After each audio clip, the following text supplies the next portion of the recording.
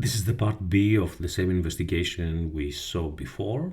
In this case, we are trying to calculate the sine, the cosine, and the tangent of 45 degrees.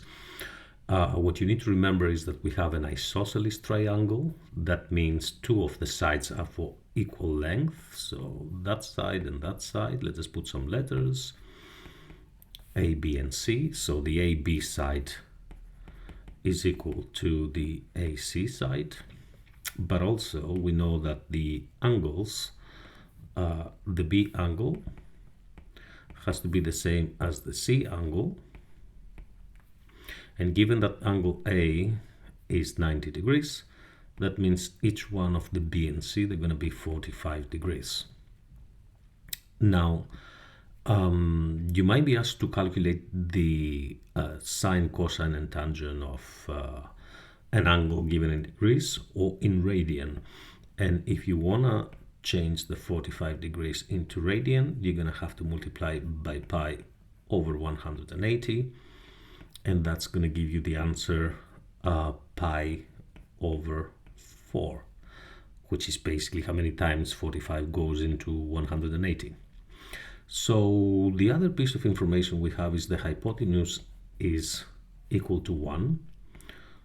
And then we don't know the length of the smaller sides, so if we put them as x and x again, then by performing Pythagoras' theorem, then we're going to end up that x squared plus x squared is equal to 1 squared. That means 2x squared is equal to 1, x squared is equal to a half.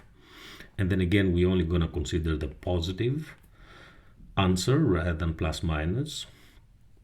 That's because we're dealing with lengths, so that's going to become 1 over 2, which is the same as 1 over root 2, which is the same as root 2 over 2 in the rationalized form.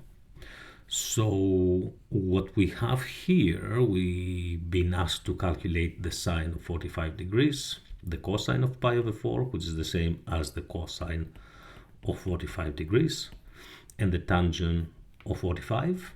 Let's start with the sine, and let's just use C as our reference angle.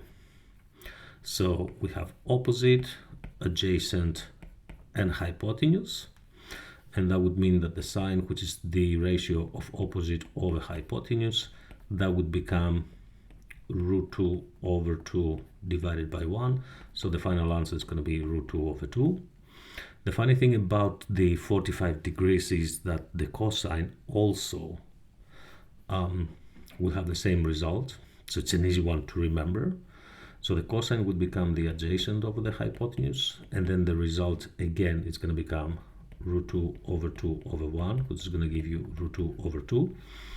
Whilst the tangent is the opposite over the adjacent, which means it's going to become root 2 over 2 divided by root 2 over 2, and that obviously will be equal to 1.